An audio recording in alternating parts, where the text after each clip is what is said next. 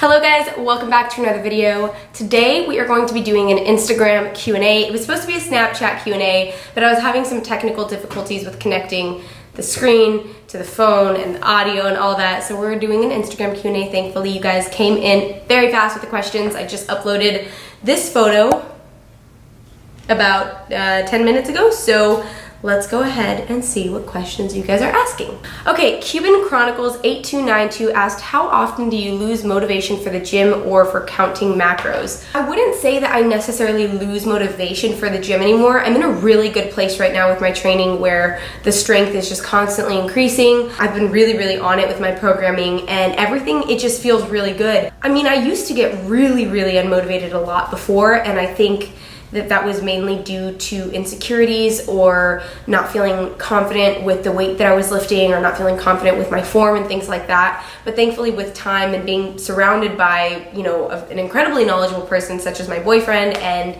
a lot of other people that I met along the way, they taught me so much, and they also taught me the art of confidence, which is just kind of going in and not caring what anybody thinks and then doing your research to make sure that you do have proper form. It does happen and it's okay for it to happen, but it doesn't happen so much for me now, and I think it really does just come from an overall confidence and overall happiness with my life and my training life and my relationship life, all those things. Alstaton_ said, when you were younger, did you think or expect that this is what you would be doing? I guess kind of technically like in this world, but I didn't even know YouTube existed when I was like, 7 or it didn't exist when I was that age. I think it like started blowing up when I was like 11 or 12. So I was still pretty young, but I had no idea. Like, I knew that I wanted to be an actress and I knew that I wanted to, really be involved in that industry. I mean, like a lot of people really do if they're living in LA realistically, but I had no idea I would be doing YouTube, and let alone a fitness YouTube channel. I was like the least athletic person in school. My mom didn't let me participate in sports until I was like in high school because she was always afraid that I was gonna injure myself because I was very klutzy, and so was she. That was not expected. Fitness was not what I was expecting. Leanna Navarro asked, are you coming out with more programs with Kaizen? That is a wonderful question. So for those of you that do not know, I've been talking about this a lot on Instagram.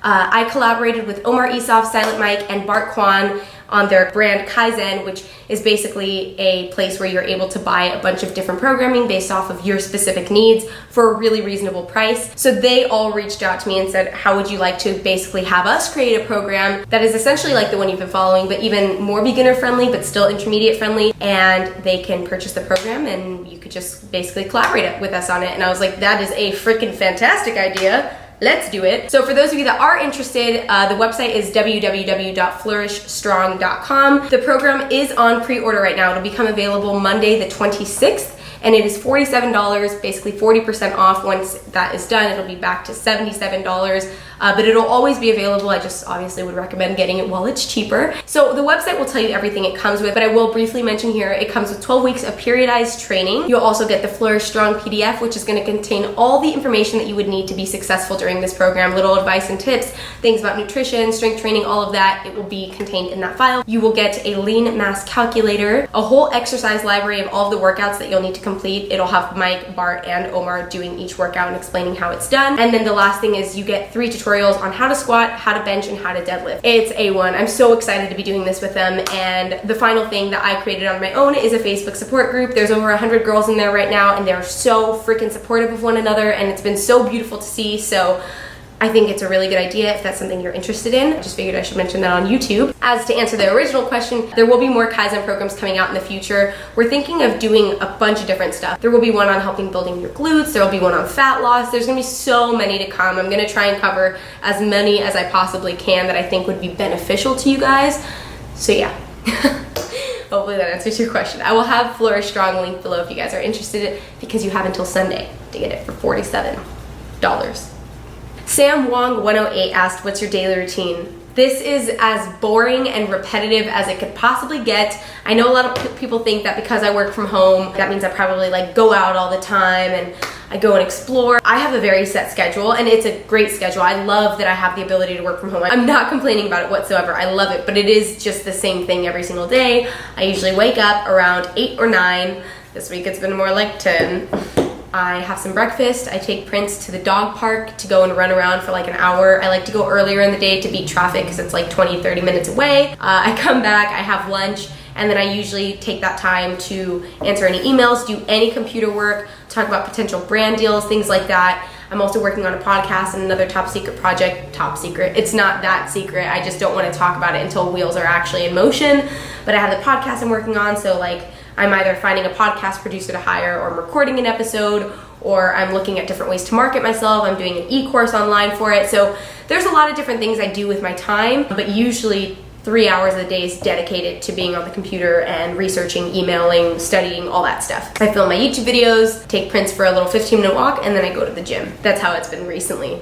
It's very boring, but I love it, and I feel so blessed to get to have that schedule. _Stacy_me_Roland_ asked, who is someone that inspires you and why? Somebody that really inspires me is my older brother. I never talk about him on social media, but he's one of the most important people of my life, and he is not talked about enough, but he is the reason that I do anything that I do. He was the one that helped me create a schedule to finish my senior year in 3 months so that my mom could at least see a completed transcript, not a graduation certificate, but a transcript. He's the one that told me to start uploading to YouTube. I mean, way before this fitness channel, like my makeup channel, and then he encouraged me to upload on this channel, encouraged me to launch apparel, and just to do things to like further myself mentally and in a business perspective. He's been there for me by far, I mean, more than anybody in this entire world, and I love him for that. And he deserves to know that, because yeah, I don't know who I would be without him. So